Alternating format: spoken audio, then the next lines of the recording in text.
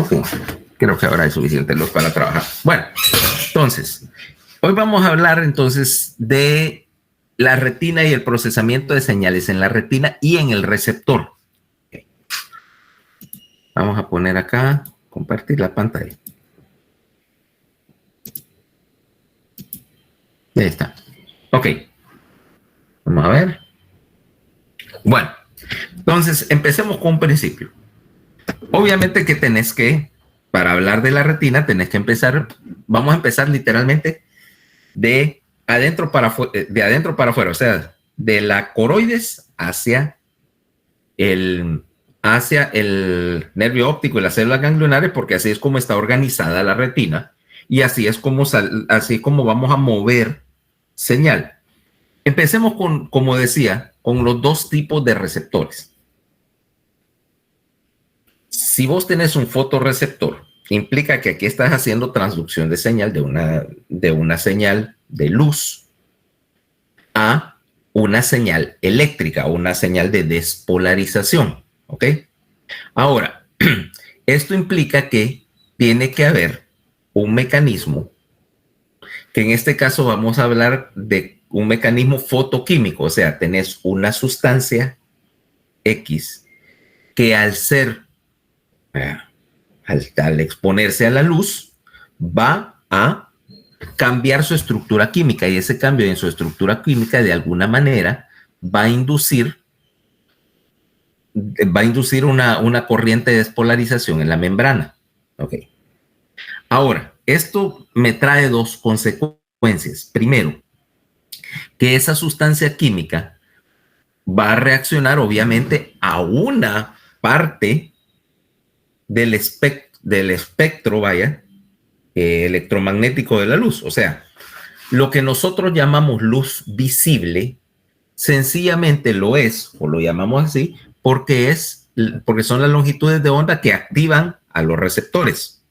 No tienen, y no es necesariamente la única manera de ver. ¿Okay? Dos, que estos receptores de luz son diferentes a la mayoría de los receptores. A la mayoría de los receptores en los cuales que trabajan bajo un principio de todo o nada, o que están, por decirlo de alguna manera, están ciclados a tiempo. Ciclados a tiempo quiere decir que, por ejemplo, yo tomo un receptor cutáneo, perdón. Me está fregando esta hora de la madrugada.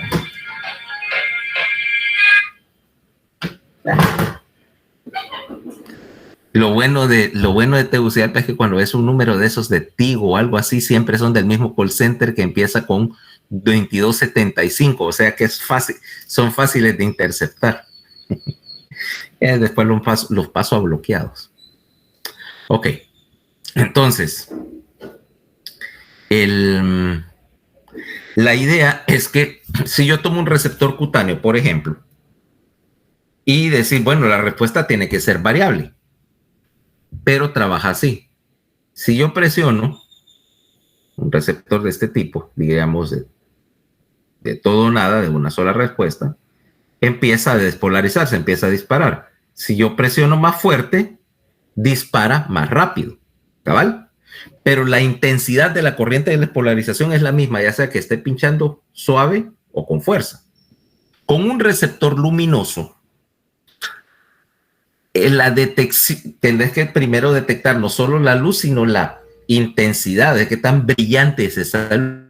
Los receptores, los fotorreceptores son análogos.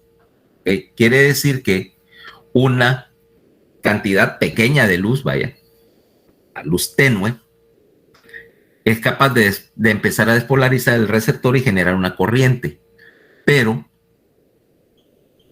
si la luz aumenta de intensidad, lo que hace es activar más moléculas de la sustancia quimiosensible que tenés y entonces genera más corriente. O sea que el voltaje, a diferencia de otros receptores, va a variar en la membrana de acuerdo a la intensidad de la luz que está trabajando.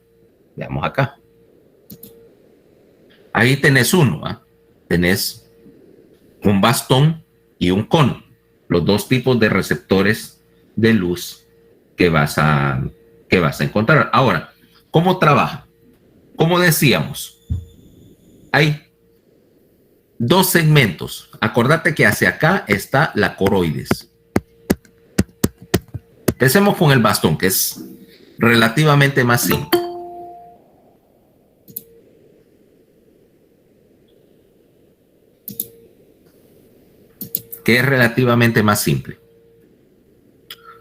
En este caso, tenés dos segmentos, un segmento externo, y ves que tiene esta estructura que parece un peine. Estos son una serie de membranas, es un plegamiento de la membrana, ves acá, y cada una de esas capas está revestida de un pigmento sensible a la luz. En este caso decíamos rodopsina. Luego, estos segmentos, cuando entra un rayo de luz, energía en forma de luz,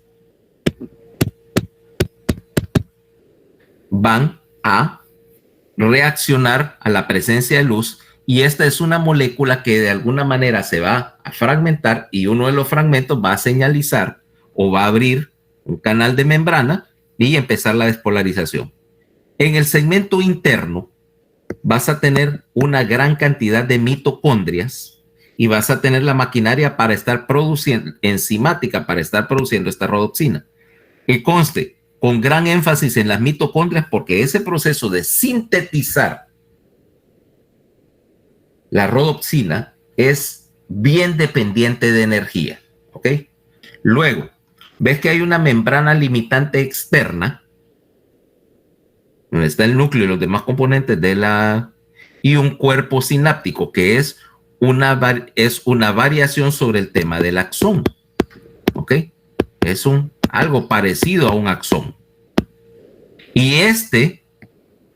obviamente no es un axón porque no es una neurona como tal, es una neurona modificada. Ahora, quiere decir que la señal de despolarización va a llegar acá y va a despolarizar a una célula, generalmente una célula bipolar o una célula horizontal. Y estas células son eléctricas. La conducción aquí es eléctrica. ¿Por qué eléctrica y no química? Porque lo que te interesa acá, en términos de una conexión eléctrica, es que es mucho más rápida y de que aquí obviamente no necesitas hacer inhibición del receptor, ¿ok?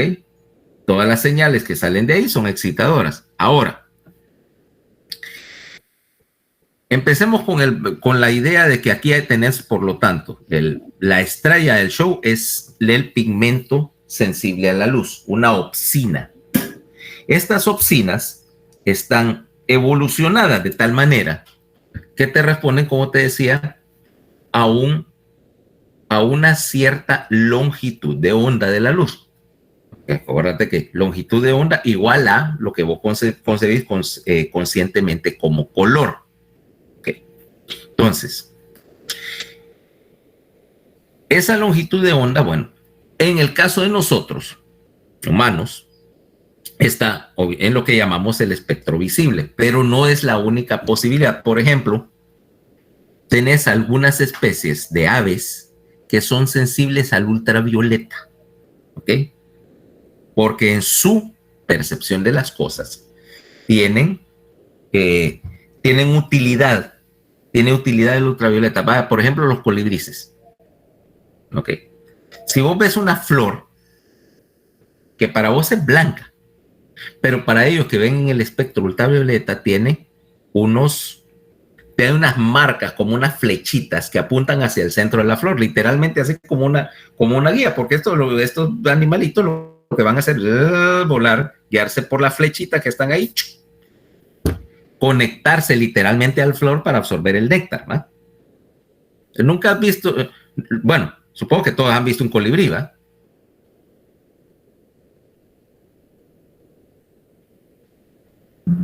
Sí, doctor. Sí. Si no, no saben de lo que se pierden. Es una de las, para mí es uno de los... yo no soy muy aficionado a la biología, ni me interesa el Animal Planet, ni toda esa clase de cosas. Pero de todas las especies de aves es la más interesante para mí. O sea, son bonitos, son entrenables, fíjate, vos los puedes condicionar a que le pones un bebedero en la casa con agua de azúcar o alguna fuente de glucosa, porque son súper consumidores de energía, y llegan a tu casa. Y antes acá había un montón, fíjate, bueno, aquí en la colonia había un montón, porque detrás, okay, aquí donde vivo, estaba al lado de Santa Mónica, y Santa Mónica era potrero. Y detrás de Santa Mónica, bueno, era potrero hasta ahora que están construyendo. Entonces venían, había más árboles que entonces venían y vos los veías ahí por la casa. Eran bonitos de ver. Y dos, el hecho de que pueden volar para atrás, o sea, la dinámica del vuelo, porque estos están en el límite de las leyes de la aerodinámica. Y como a mí me gusta todo lo que vuela, estos son particularmente interesantes porque lo que te enseñaron en el colegio sobre cómo vuela un ala de avión o de pájaro no es cierto y ellos lo demuestran. En teoría no deberían ser capaces de volar.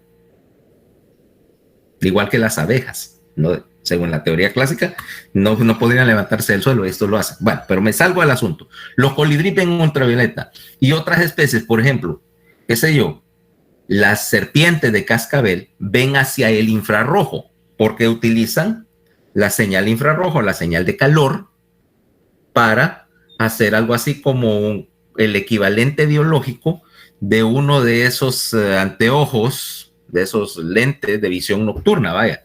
O sea, literalmente el mismo mecanismo que tiene un famoso personaje del cine.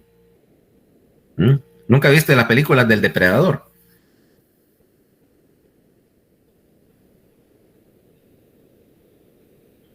No me digan que nunca han visto algo. Yo no, doctor. Ay, Dios, son clásicos. Sí, Depredador 1, Depredador 2, Alien versus Depredador, por favor. son buenísimas. Son buenísimas. Y no me vas a decir, Roberto, que no ves películas de acción, porque ahí sí no te voy a creer. No, sí las miro, doctor, me encantan, pero no las he visto esas realmente. Ya voy a dar la tarea de verla, doctor. Depredador 1, que tiene un bicho todo raro y no es el depredador. ¿Sabes quién es el bicho raro que sale en Depredador 1, va? Arnold. Esa es una de las clásicas películas de Arnold Schwarzenegger. Bueno, entonces, ahora viene el punto, porque aquí vamos a entrar antes de eso con la teoría del color. Los bastones, como ya sabemos, solo detectan una longitud de onda. Por lo tanto, no puedes ver en color con los bastones. Si su estructura, ¿okay?, con una gran cantidad de opsina y una proteína muy sensible a pequeñas cantidades de luz, lo vas a utilizar para ver en condiciones de poca intensidad de luz. Pero no podés ver en color. Y no porque el sistema no pudiera procesarlo, no porque el sistema es más primitivo, sino porque nosotros tenemos una percepción del color que es lo que llamamos color aditivo. ¿Ok?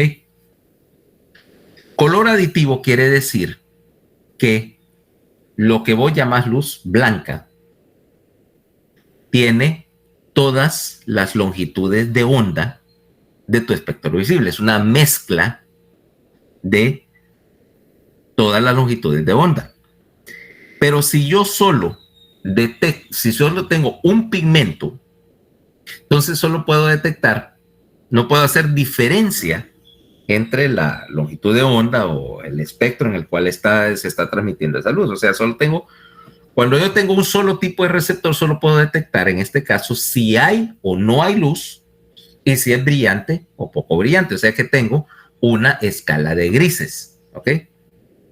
Para ese efecto, lo que sucede, vaya, es lo que pasa con tu televisor típico.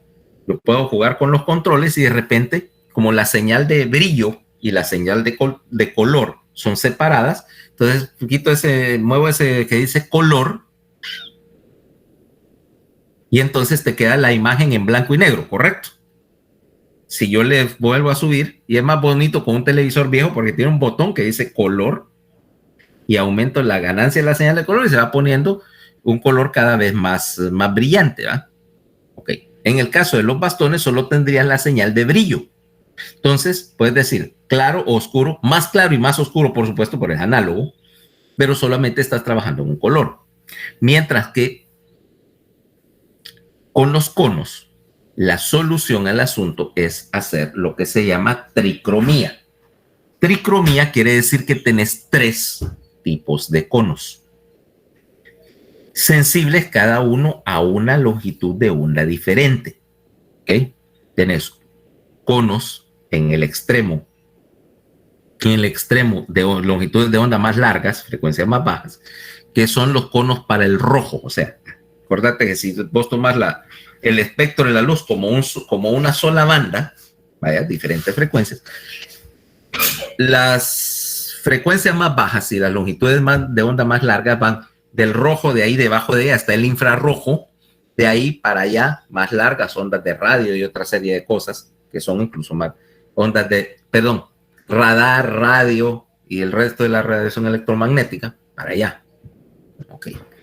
Mientras que entonces tenés un color en ese segmento que ve rojo. Al otro lado del espectro tenés otro tipo de conos, vaya, que son sensibles a las longitudes más cortas de onda, a frecuencias más altas, y son los del azul violeta, vaya, entre el azul y el violeta. Y para allá, más allá de la región que no puedes ver, ultravioleta y más allá. Okay. Y en el centro tenés un tercer tipo de cono, los conos para el verde. Ahora estos conos para el verde, que son los más sensibles, no es realmente verde lo que ves. El color al cual es sensible realmente es un color que puedes describir elegantemente como amarillo chaleco chepo. Ya sabes a qué me refiero.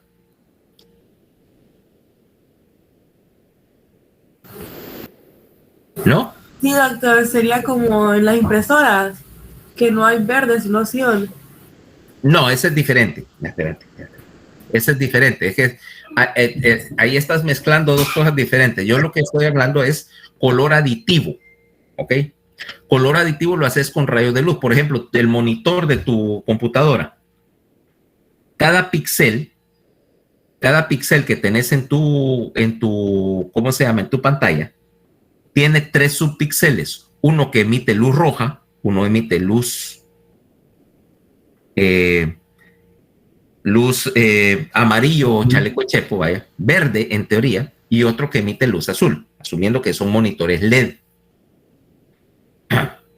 Ok, los monitores de cristal líquido son un poquito diferentes en su funcionamiento, pero estos monitores más o menos modernos, vaya, en la computadora reciente, lo que tienen es como 4 millones de LEDs chiquitos, implantados en esa pantalla, y cada uno de ellos genera un solo color. Vale.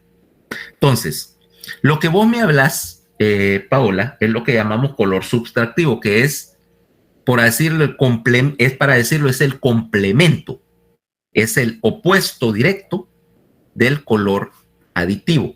Eso es cuando estás usando tintas. Tu impresora tiene 3 tintas para hacer color, aunque el principio es el mismo. Tiene amarillo, tiene cian y tiene magenta, ¿ok? Y más bien la resta de esos 3 colores es lo que te da color. Por ejemplo, asumiendo, tu impresora está imprimiendo sobre papel blanco. Y mira que me estás tocando un punto del cual yo soy re Sheldon en ese asunto de colores, ¿va? Si yo tengo, por ejemplo, en una impresora y tengo una hoja de papel común blanco y yo quiero imprimir blanco, lo que hago es no imprimir, o sea, solo dejar el blanco del papel. Si yo quiero imprimir un color, el color es una mezcla de cian, magenta y amarillo, o sea, en diferentes proporciones. Si yo le meto 100% del cian, 100% del magenta y 100% del amarillo, absorbe toda la luz y por lo tanto tengo negro. Que la mayoría de las bueno, no es realmente negro, es un café bien oscuro o un pardo muy oscuro. Entonces lo que hacen, las impresoras le agregan, comercialmente se le agrega lo que se llama cuatrocromía y tenés tinta negra para que los negros salgan bien oscuros y no sean como transparentosos, porque la tinta de impresora realmente no es opaca. Y si te das cuenta es bien transparentosa. Depende de que la luz entre, se refleje al papel y sea selectivamente absorbida por la tinta. Ese es otro modelo para trabajar colores, ¿ok? Entonces, tiene que decir, se llama proceso CMY o CMYK. Cian, magenta, amarillo y K es key, clave, porque el blanco, el negro originalmente se usaba para hacer las marcas de registro y la clave. Son procesos de impresión. Por ejemplo, los que imprimen cosas como libros y cuadernos usan ese proceso. Ahora, nosotros estamos hablando de luz. Ponele, si yo tengo 3 linternitas de esas de LED, ¿ok? Una es roja. Si yo solo enciendo la linternita roja, tengo luz roja. Tengo una azul, luz azul. Tengo una verde amarillo, amarillo chaleco chepo. Solo amarillo. Si yo pongo los 3 lucecitas y las enfoco en el mismo punto, la suma, la mezcla de esas luces me da luz blanca, ¿ok? Ahora sí. Bueno, porque, o algo que vos percibís como luz blanca porque precisamente es la que pueden recibir tus receptores. Ahora, quiere decir que el color que vos percibís, vaya, vamos a poner, y como te digo, yo tengo color ahí, para poner colores tengo un montón. Vamos a ver a qué me refiero. ¿Ves allá atrás esa cajita negra y todo eso? Hay como 250 y pico tonos diferentes de pintura, o sea que podemos hablar de color o de bruno. Entonces, si yo percibo, como te decía, este color, es la suma de las diferentes luces coloreadas, por así decirlo. Vaya, por ejemplo, andate ya te voy a enseñar. Vamos a abrir un programa de dibujo cualquiera, más profesional, uno más decente. A ponerte, cualquiera. Dame un momentito para que lo haga.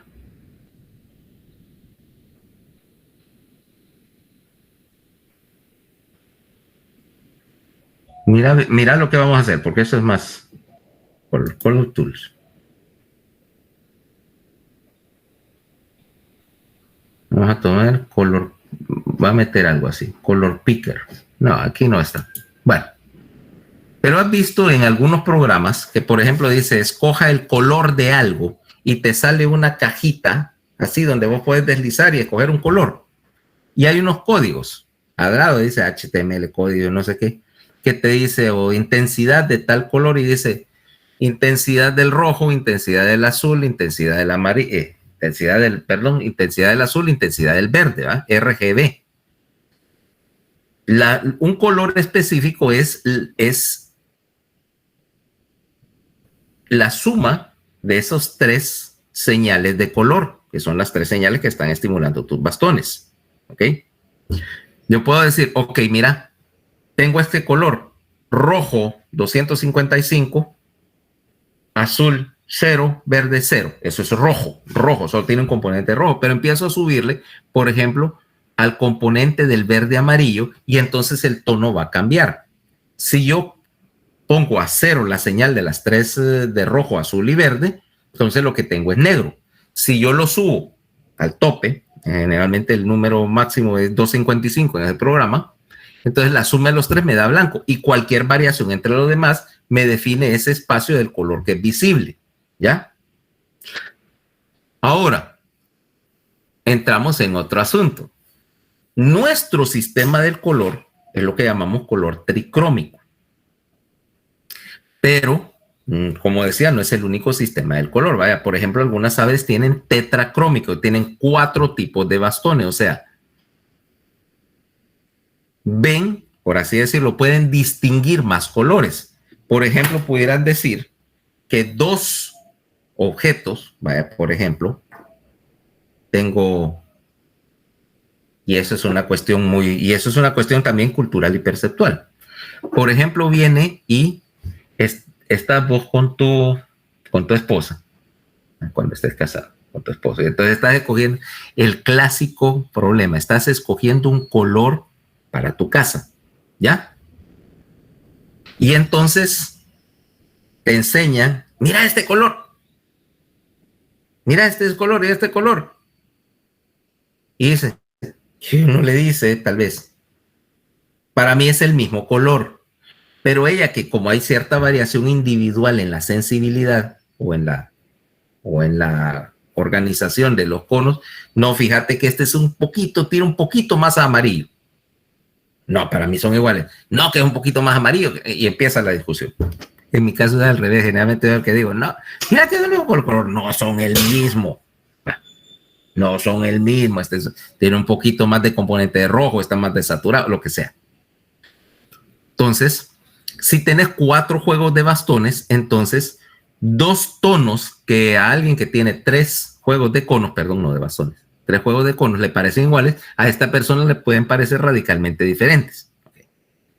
¿Y qué pasa si tenés, en vez de 3 juegos de conos, solo tenés 2? Vas a ver en blanco y negro. ¿O vas a ver otra cosa? Si no tenemos un color, ¿cómo vamos a tener el negro entonces? No, el negro es la ausencia de color. El negro es la ausencia del color. Vaya, aquí si te das cuenta todo está brillante. Agarremos algo que tenga colores más o menos brillantitos. Y si no tengo nada que tenga colores brillantitos acá. Vaya. Obviamente no son exactamente muy brillantes, pero aquí tengo algo.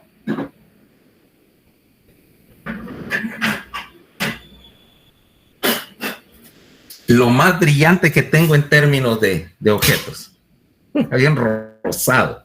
No me pregunté la historia, es una historia larga, ¿ok? Pero sí, es rosado, aguántense. Ahora, imagínate. Esto es rosado, ¿por qué? Porque tiene un componente grande de rojo, un poquito de amarillo, ¿ok? Y esencialmente no tiene verde.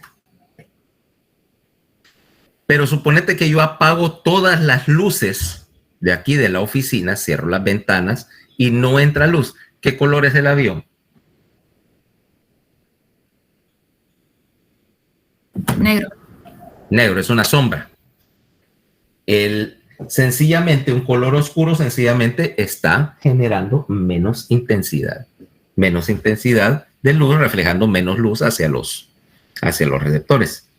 Ahora, ¿qué pasa si yo tengo, en vez de 3 juegos de receptores, solo tengo 2?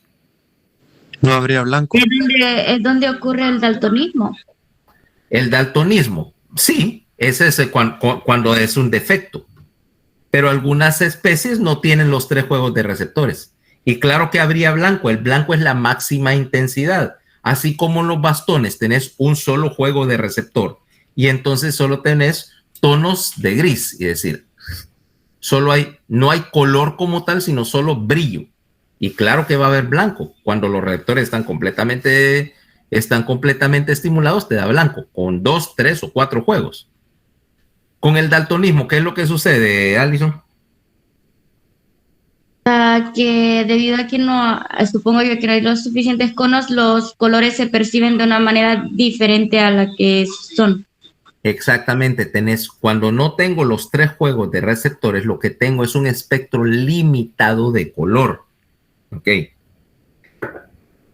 O en algunas especies, por ejemplo, los perros, dice lo que dice el mito de los perros, no ven en blanco y negro, ven menos colores, entienden el color diferente que nosotros.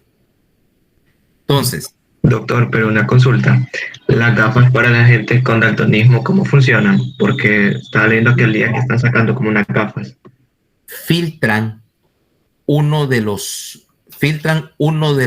algunas longitudes de onda para igualar. Mira, por ejemplo, vos tenés, y ya, supongamos este caso, viene Roberto y para Roberto está este color, vaya, el rosado del avioncito.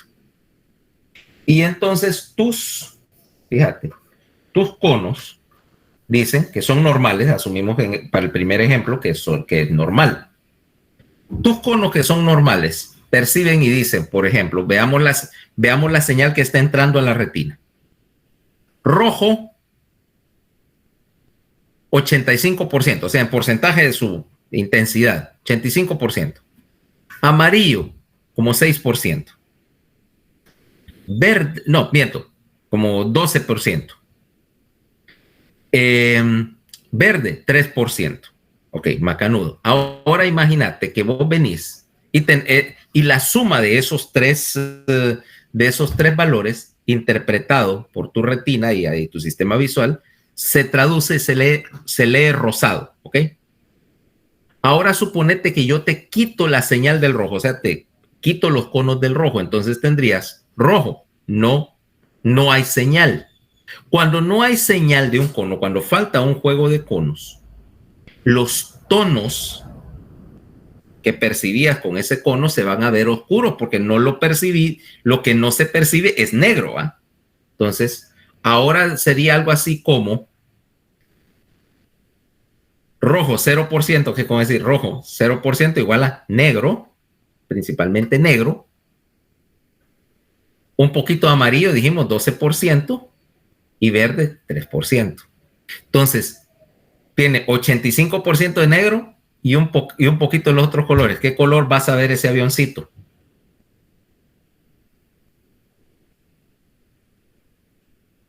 Por el porcentaje negro, pues negro. O un gris muy oscuro, ¿ok? Generalmente como un color oscuro. Para vos, si tuvieras una ceguera al rojo, este avión sería negro, ¿ok? O gris oscuro, diría. Bueno, parece uno de esos aviones, un avión hecho así, no sé, para algún tipo de misión nocturna, ¿ok? Ignoremos por un momentito a Hello Kitty ahí, ¿ok? O sea, porque todo el mundo sabe que Hello Kitty es maligna, ¿va? Es satánica. ¿Estás de acuerdo, Paola? Hello Kitty es maligna. Entonces, ahora, cambiemos el caso. Ahora lo que voy a hacer, tus conos del rojo están bien, pero tus conos del verde están out. Entonces ahora tenés rojo 85%, amarillo 12%, algo así, verde 0. O sea que básicamente le echaste un poquito como que le hubiera echado una gotita de gris oscuro a la mezcla de pintura que estabas haciendo. Como ya no tenés ese componente, el tono cambió un poquito, se oscureció un poquito y ya no lo ves rosado, lo ves. Lo ves, ¿cómo se llama? Raro. Dice, era un rojo, tal vez lo ves como que le hubieras echado un poquito de rojo oscuro, de rojo vino a esto, entonces ya no es este rosadito, sino ya es un color tal vez que tire un poquito más a magenta. Tiraría a magenta. O alternativamente, dijimos aquí 15% era de azul, ¿va?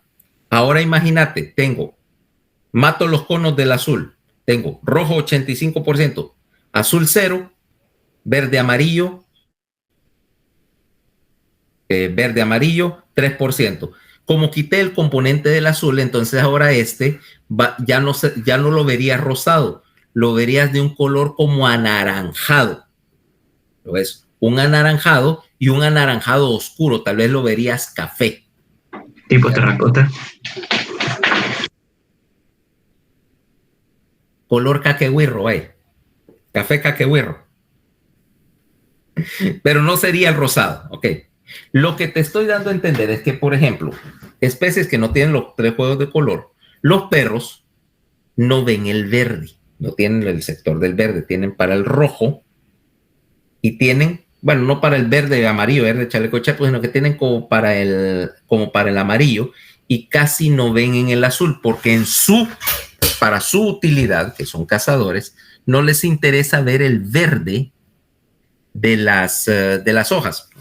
No les interesan las hojas, las ven oscuras, pero sí los animales que cazan, que normalmente son animalitos café o, bueno, los tonos naturales, color como beige o café de la mayoría de los animalitos, o blancos y grises, sí los ven claramente. Entonces, más bien es una ventaja para ellos, porque están viendo el animalito así rojo contra un fondo que sería verde para nosotros, pero que para ellos es oscuro. Entonces, ves un animalito color contra un fondo oscuro, más fácil de reconocer, ¿ya? O sea, que ellos sí ven color, lo ven diferente, ¿ok? Es más, puedes probar, hay un ajuste ahí en tu pantalla de la computadora que dice gamma, ¿ok? En los ajustes de pantalla. Y hay unos sliders que dicen intensidad de cada uno de los diferentes componentes de color. Y si pones a jugar con ellos, ves cómo distorsiona el color. O en tu televisor, y yo pongo el televisor, tiene un código que dice tinte o tono, que dice hacia el rojo, hacia el verde. Entonces vos sabes que si mueves ese control hacia el rojo, las caras se ven como moradas. Y si lo mueves hacia el verde, todo el mundo parece zombie, todos los colores se distorsionan porque cambiaste la intensidad de los diferentes colores, la proporción de los diferentes colores. Entonces, recordate, la señal de esos tres conos, de esos tres tipos de conos, es independiente entre sí, que es a donde viene el segundo principio acá, y que se tienen que sumar de alguna manera para darte información de color, ¿ok? Con respecto a los lentes de los daltónicos, ahora sí ya te puedo explicar. Esos lentes generalmente tienen un filtro, son un filtro coloreado. ¿Por qué? Vaya, por ejemplo, si vos tenés ceguera para el azul, entonces las longitudes de onda en el rojo están desproporcionadamente intensas y te desvían el color. Estos te filtran el rojo y entonces más o menos te igualan las intensidades de las tres señales que están entrando. Ahora, no te corrigen el defecto, te ayudan a compensar, o sea, hace que los colores se miren menos distorsionados, pero no pueden corregir el defecto porque básicamente es como que no pueden introducir una señal que vos no podés percibir. O sea, si tu cerebro no recibe información de que este objeto es rojo, no puede existir. De hecho, si vos tenés ceguera para el rojo, yo te digo, el encendedor, tráeme el encendedor rojo. Para vos esto no es un encendedor rojo, es un encendedor oscuro, de un color que vos vas a decir, si tenés más o menos capacidad de escribir, pardo oscuro o gris oscuro, pero para vos es un encendedor oscuro, porque si nunca percibiste rojos, no sabes qué es el rojo, no tenés el concepto del rojo en tu corteza. O sea que estos te ayudan, te hacen que las cosas miren menos distorsionadas, en particular te ayudan porque como dejan pasar selectivamente, en particular se utilizan en la gente que tiene un defecto de estos, aunque es daltónico, y en particular están orientados a que vos puedas percibir un poco mejor las luces rojas y verdes, ¿sí?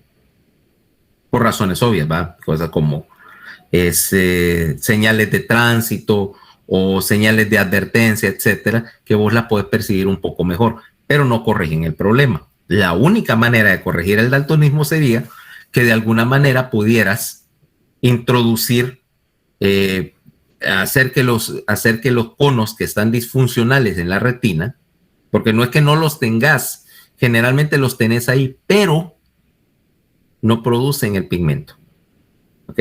No son capaces de detectar luz, que hacerlos que empiecen a trabajar y entonces tu espectro de colores aumentaría, ¿vale? Como si me estás introduciendo un tercer tipo de receptor, ¿ya?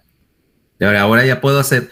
Entonces, la idea es que la percepción de colores, la suma o la diferencia, vaya, para distinguir entre dos colores, es la diferencia entre dos colores, entre dos estímulos a los diferentes tipos de receptor. Entonces vamos a ver ahora la química del asunto. Ahora ya entendiste cuál es la idea de que tenés esta, ¿cómo se llama? Esta señal. Ahora, vamos primero a entender los bastones, porque va a funcionar así. Mira, el pigmento en el bastón, sensible a la luz, es lo que llamamos rodopsina, que está compuesto de dos componentes. Uno es una parte proteínica, que vamos a llamar la opsina, más esta parte es fija. La opsina es, como dice, la parte básica, más una sustancia desprendible, que en este caso es un derivado de la vitamina A. 11-cis-retinal. ¿Ok? ¿Sabes qué es cis y trans? ¿Saben qué es cis y trans? En el sentido químico de la palabra, por favor. Es la posición de los grupos funcionales. Quiere decir que la vitamina A es una cadena larga, ¿eh? Y que en la posición 11, está así, mira, está cis, los dos grupos quedan en la misma dirección. Mientras que dijeras trans, entonces tendrías 11 acá y 12 acá, ¿ok? Cis, trans, ¿ok? Ahora, la suma de los dos, para juntar este con este, necesitas energía en forma de ATP, ¿ok? O sea que vos gastas ATP para producir, para unir a estos, pero la molécula, una vez que ya fue unida y que tenés la rodopsina completa, es bien inestable. Esa unión entre la opsina y el retinal está buscando la más mínima excusa para romperse, para separarse. Ahí es donde entra la luz. Déjame deshacerme de esto. Ok. Cuando la energía en forma de luz cae acá sobre una molécula de rodopsina, eso termina es el tiro de gracia para que se descomponga el enlace.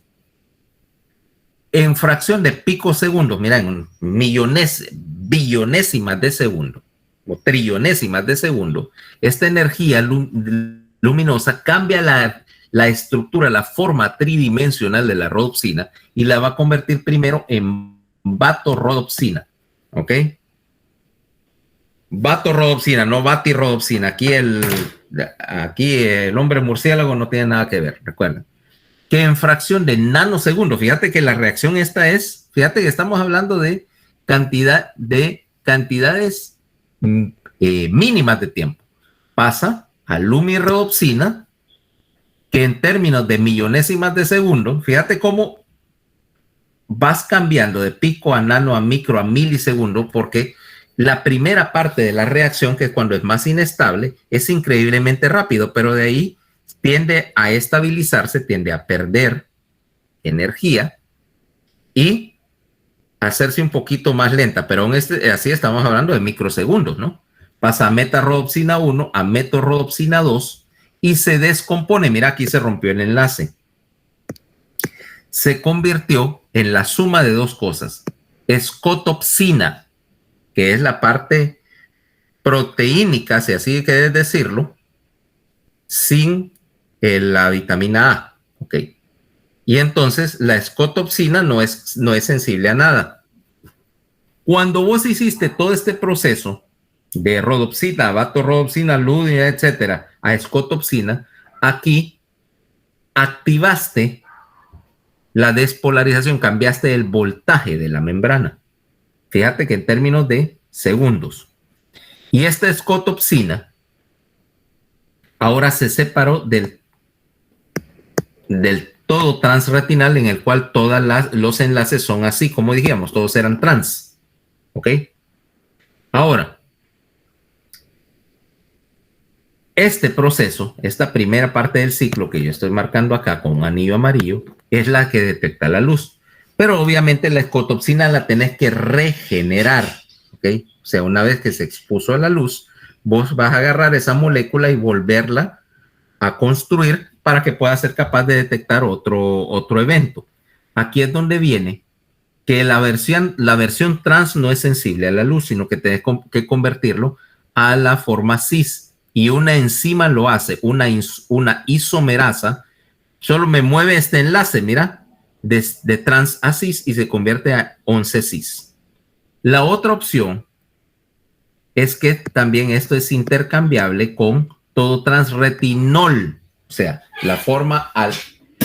Acordate, una molécula puede existir en forma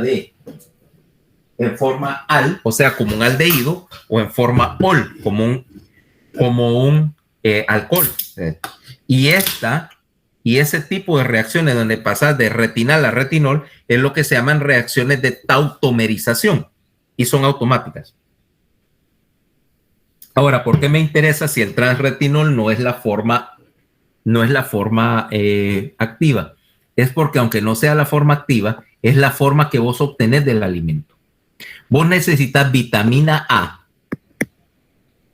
porque es el transretinol, es el componente que falta. La proteína, obviamente, que la puedes producir por los medios normales, pero la necesitas para sintetizar transretinal, convertirlo en cisretinal y unirlo a la escotopsina aquí, mira, para formar otra vez rodopsina y repetir el ciclo. En otras palabras, aquí tenés una proteína que se une a una variante de vitamina A, el retinal, la variante aldehído, es sensible a la luz la descompone y al descomponerla genera un evento de despolarización parcial de la membrana, ¿ok? Mientras más rodopsina descompones, más, ¿cómo se llama? Más es la intensidad de la señal que estás recibiendo en el bastón. Ahora, como solo tenés, decía, un tipo de rodopsina, solo puedes detectar luz en general. Si tuvieras dos rodopsinas sensibles a diferentes, ¿cómo se llama? Longitud de onda. Entonces tendrías algún tipo de percepción de color en condiciones de baja luz, obviamente no en oscuridad total. Pero te puedo ver en colores en la noche. Sabes que no se puede, porque solo tenés un tipo de estímulo, entonces solo tenés sí o no, o más bien brillante, claro o oscuro. El problema acá con los bastones es decir, bueno, aparte que no puede percibir color, es que la rodopsina es súper sensible a pequeñas cantidades de luz. Se dice que pueden necesitarse en las condiciones adecuadas para despolarizar o para enviar una señal por un bastón. A veces solo necesitas 7 fotones, 7 quantums de luz. El problema es que yo estoy acá y si te das cuenta, bueno, encendí las luces de la oficina. ¿Y qué pasó con esto? Que todos mis bastones están deslumbrados. El deslumbramiento básicamente consiste en que estoy descomponiendo la rodopsina más rápido de lo que lo puedo fabricar, ¿ya? O sea, el consumo es más, entonces depleto toda mi rodopsina en condiciones de luz intensa. Los bastones están funcionando, pero básicamente funcionan hasta que se les agota la rodopsina y de ahí sencillamente no pueden trabajar porque tendrían otra vez que sintetizarla y la están gastando. En cuanto producen una molécula, inmediatamente se gasta y no funciona. Okay. Quiere decir que eso te explica por qué yo apago. Tengo dos fenómenos. Uno es, vaya, me voy a dormir, cierro todas las ventanas, pongo todo oscuro, hasta desconecto el televisor para que no esté la lucecita roja, etcétera. Total oscuridad. apago la luz y por un momento no ves nada, unos 15 a 20 segundos, no ves nada, porque todavía no, como habías lavado, habías blanqueado toda la rodopsina, todavía no tenés suficiente como para poder percibir cosas. Entonces, poco a poco se va aclarando la imagen conforme producir suficiente rodopsina para que tu sistema visual empiece a trabajar de nuevo. Ahora, ¿cuánto tiempo toma que estés completamente adaptado a la oscuridad? Eso sería de función del tiempo que necesitas para repletar todo tu stock de rodopsina. Y eso en términos prácticos es de unos 30 minutos. O sea, tu máxima sensibilidad para ver de noche se alcanza después de unos 30 minutos de que no estás expuesto a una luz brillante que lave la rodopsina, ¿ok? Y que por lo tanto, si yo quiero dedicarme, vaya, suponete que estoy metido a ver las constelaciones. Hay una noche buena, estoy en algún lugar donde hay poca contaminación y quiero ponerme a ver estrellas con el telescopio. Entonces tengo que esperar aproximadamente unos 30 minutos con los ojos cerrados o sin luz para que se adapte mi visión. Entonces ya puedo ver todo lo que hay afuera, o sea, todas las estrellas tenues. 2, también te explica que el hecho que como te toma un par de segundos adaptarte, tomemos el caso, Paola, entonces vos te levantás a las 3 de la mañana para ir al baño, encendés la luz y en ese momento que estás pupila dilatada, adaptada a la oscuridad, entró un torrente de luz y por un momento te deslumbra, ¿ok? Te deslumbra hasta que tus conos empiezan a enviar señal y por supuesto tus bastones básicamente se quitan del camino porque gastan la rodopsina, pero mientras tanto estás deslumbrada. Por ejemplo, si haces una trastada como la que yo hice el otro día, mi esposa que se le iba a levantar al baño, entonces la luz, y hay una luz, de la clásica lucecita esa chiquita que tenés sobre el botiquín, sobre el espejo, así, medio tenue para que no te moleste en la madrugada, cabal. Se quemó el bombillito ese. Entonces, mire, pues ¿la puedes cambiar? Sí. Adivina qué le puse.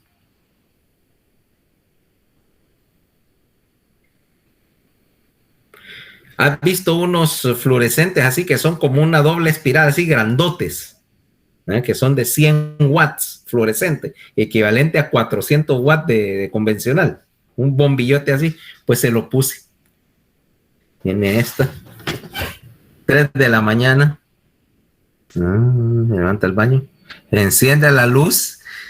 Tiene el espejo aquí con 400, el equivalente a 400 watts, 40,000 lumens o algo así de luz. A las 3 de la mañana que está adaptada a la oscuridad. ¿Te imaginas el grito, ah? ¡Guau! Sonó como con esas películas de vampiros. Cuando a los vampiros le dan los rayos del sol y se petrifica. Así. ¿Eh? Porque obviamente llevé al extremo el hecho de que iba a sobresaturar sus bastones. ¿Es malo? No, es divertido. Lástima que no había suficiente luz para grabarla. ¡Ah! Ok.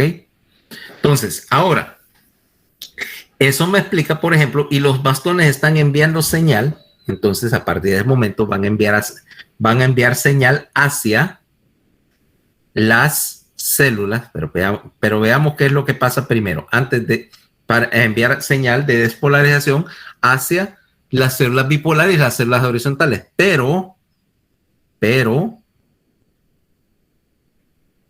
veamos qué es lo que sucede. Mira qué es lo que está pasando. Cuando la rodopsina se descompone, esta rodopsina va a estimular la formación de GMP cíclico. O sea, rodopsina, o más bien rodopsina, al descomponerse, de que entra luz, me va a formar retinal, ¿va? Me va a retinopsina o escotopsina más retinal. Esto va a estimular una enzima, la guanidil ciclasa. Al descomponerse me estimula la guanidil ciclasa, que es una enzima que me va a convertir GDP, guanidina difosfato, a GMP cíclico. El GMP cíclico me va a abrir una serie de canales que tenés acá. Canales para sodio. ¿Sí? O sea que hay entrada de sodio. Aquí es donde viene la parte analógica del asunto.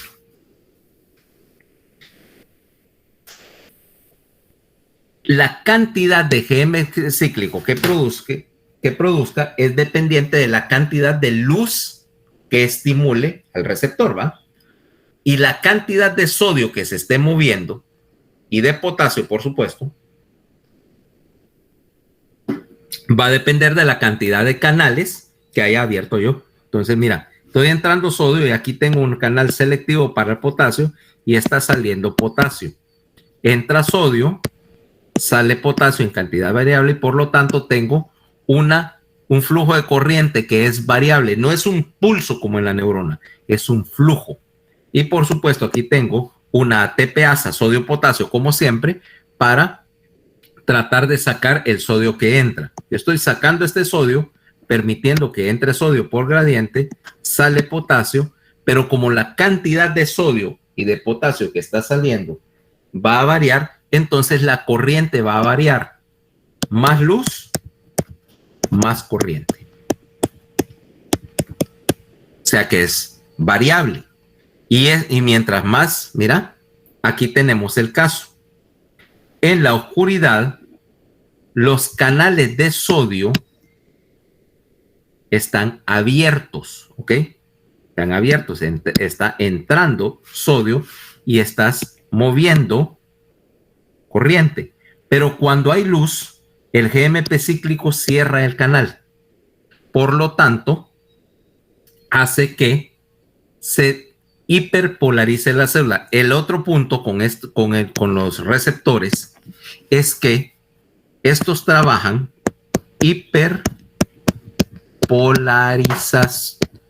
por hiperpolarización. Cuando hay, fíjate, cuando hay más luz, hay más flujo de corriente, como te decía, y más diferencia de voltaje y más polarización. O sea que en condiciones de total oscuridad, vaya a ponerle, estás en la oscuridad más oscura que pudieras pensar, Alison. Vaya, el equivalente de, no sé, una mina, un hoyo negro o algo parecido. El voltaje de la membrana de tu receptor es de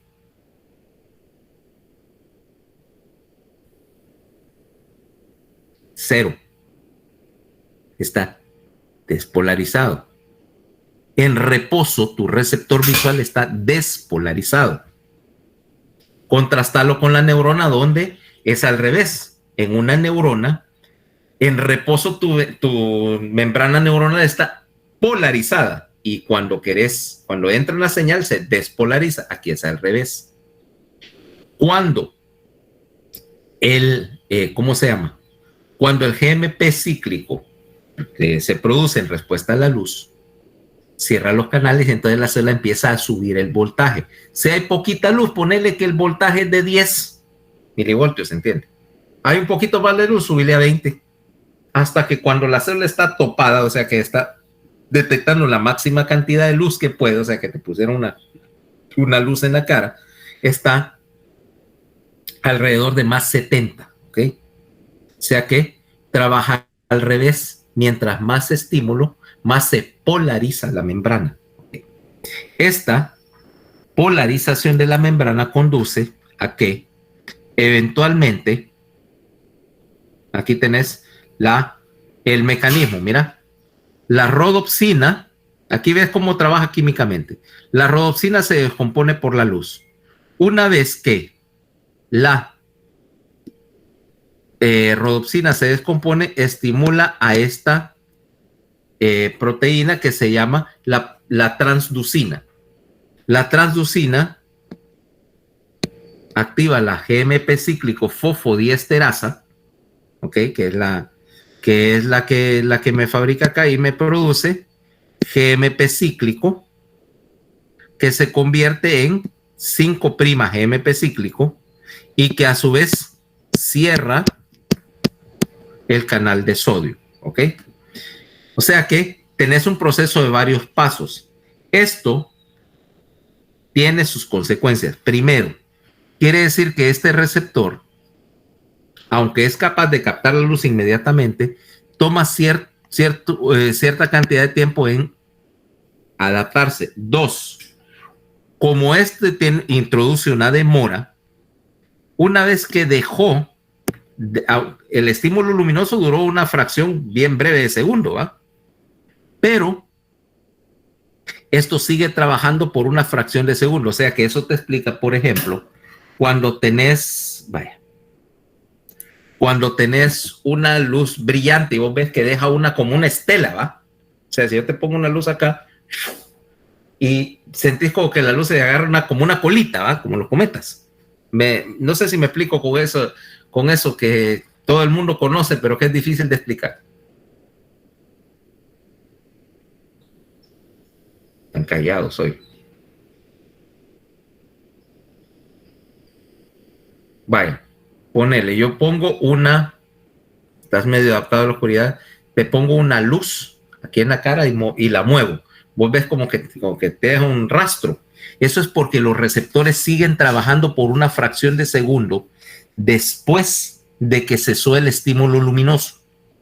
Porque todavía esta combinación de rodopsina activando la transducina, activando la fosfodiesterasa y produciendo GMP cíclico para regular el canal, todavía queda, como dice, por su propia inercia trabajando por una fracción de segundo. Por eso es que tenés cosas como los espectros, vaya, y el deslumbramiento, porque sigue trabajando.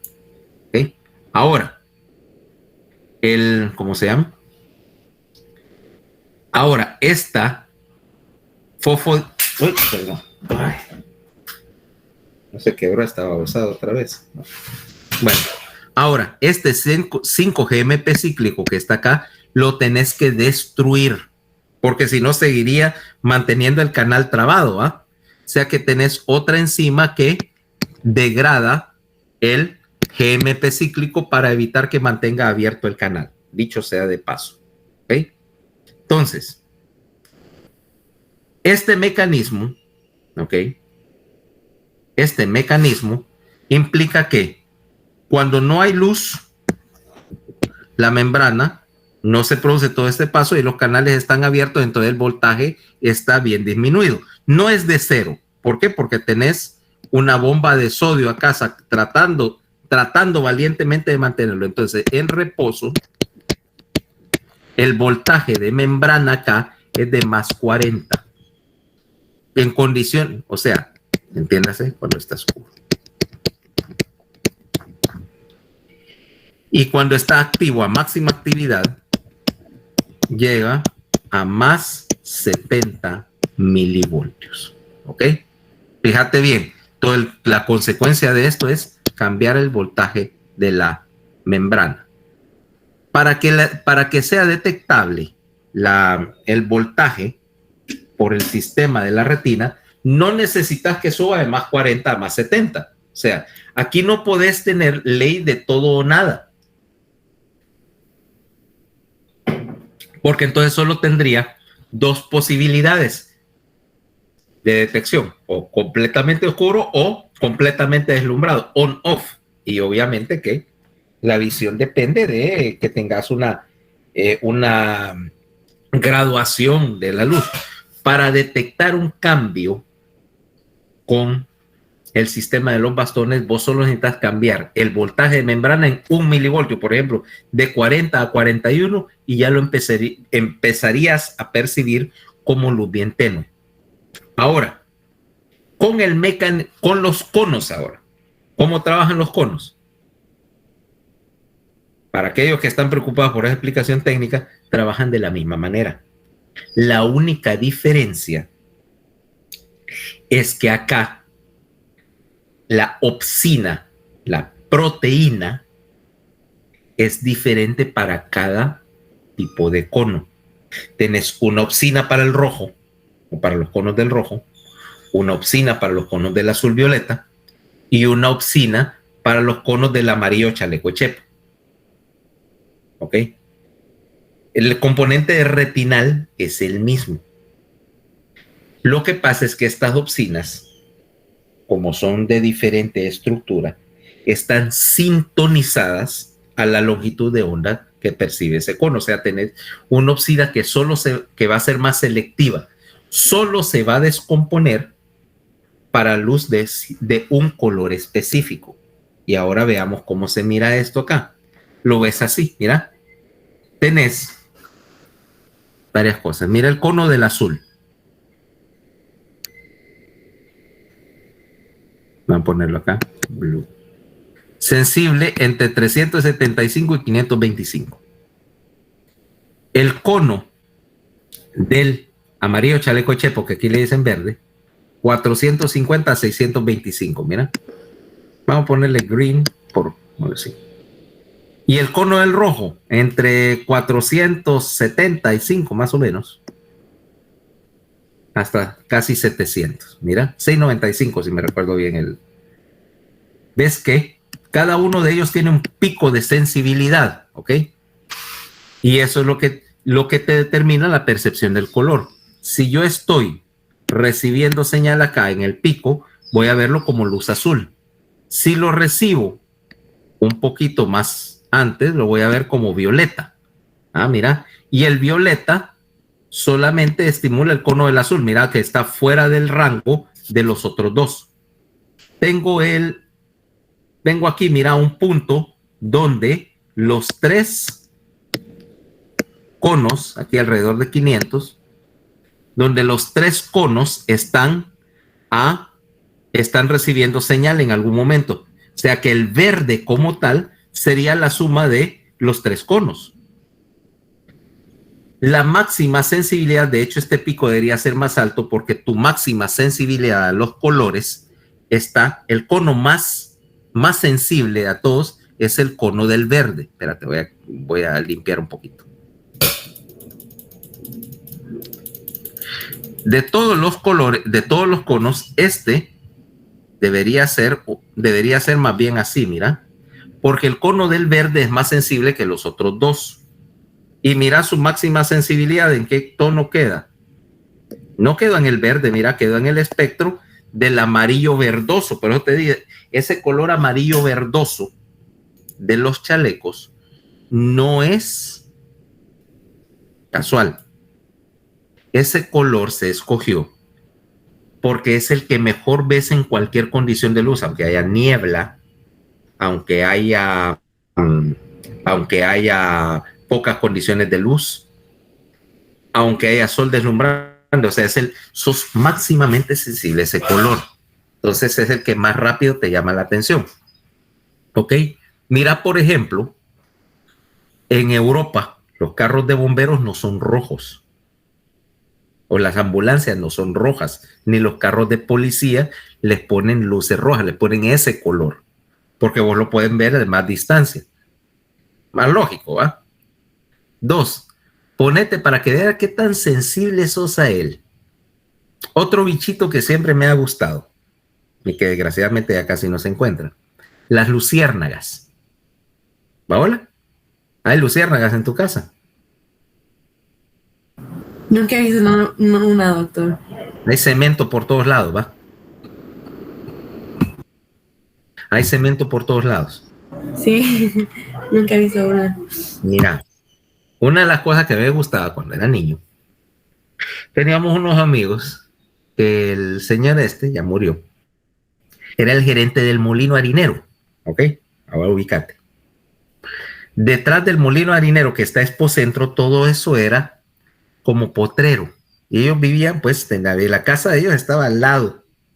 Y entonces, aquello, bueno, literalmente era un patio que era como 2 cuadras para cada lado, enorme, vaya, enorme, con zacate.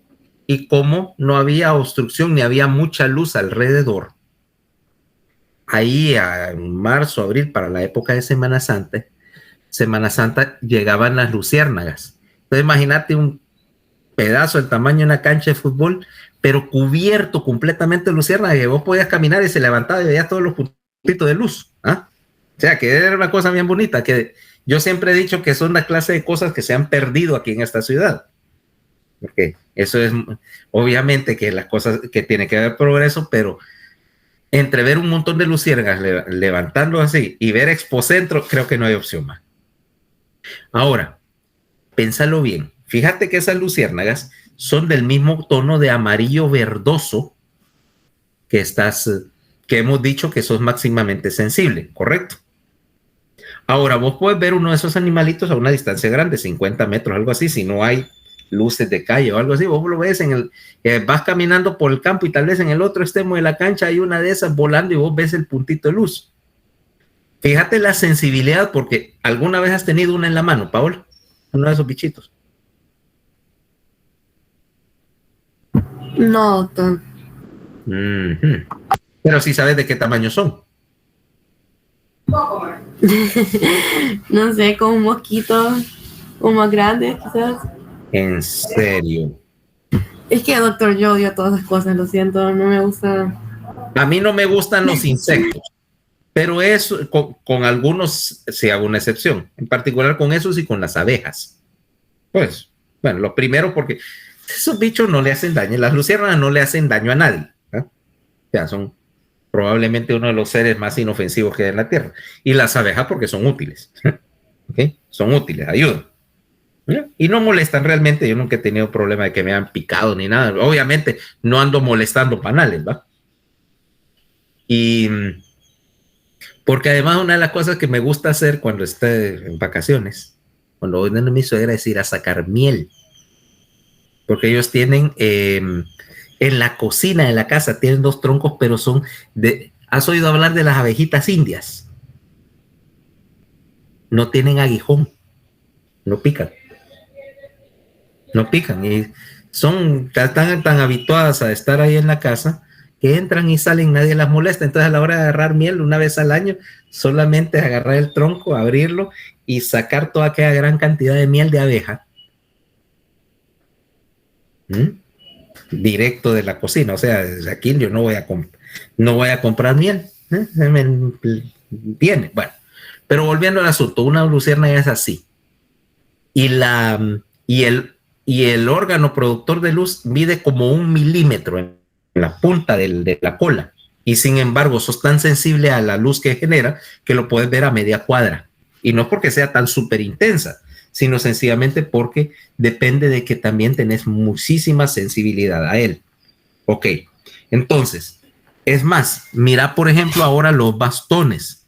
Los bastones, ¿no? Porque ahí está su espectro de sensibilidad. Los bastones están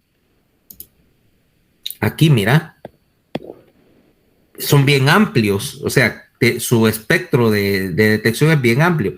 Queda entre el azul y el verde y el rojo. Fíjate que se traslapan con el rango de cualquiera de los dos. Los bastones, por lo tanto, son capaces de detectar, están centrados, mira, están centrados en tu espectro visual, por lo tanto, detectan todos los colores por igual, lo cual es otra manera, de decir por qué solo ves en blanco y negro con los bastones. Básicamente lo que estás haciendo es que si el color si yo puedo decir que el color o la percepción de color es la diferencia entre el rojo y el azul, entre el rojo y el azul, o entre el rojo y el verde amarillo, ¿ok? O la suma o la diferencia, como querrás decirlo, es lo mismo conceptualmente. Aquí no tengo nada contra lo cual compararlo y diferenciarlo, porque aquí no es que tengo diferentes percepciones, percibo todo por igual y por lo tanto no hay color. Si yo pinto todas las cosas del mismo color, entonces no hay color, ¿va? Así empiezo a agarrar una lata de spray, qué sé yo, blanco, y empezar a rociar todo, televisor y todo, de blanco, pantalla, todo se vería blanco, no habría color, porque todo es el mismo color, o azul, o verde, o lo que... Y me vuelvo loco con pintura, y no habría color porque todo sería igual. ¿Okay? Ahora sí ya me expliqué con la diferencia. Entonces mañana, ¿okay? Mañana va a haber clase, por lo tanto, porque todavía no está funcionando el laboratorio, ¿correcto? Listo, doctor. Ok. Okay. Bueno, continúa, obviamente la continuación de este punto. Vamos a ver, ya que veo la fotoquímica, mañana vamos a ver la conexión neural del asunto. ¿Ok? Bye. Ok, doctor, feliz día. Listo.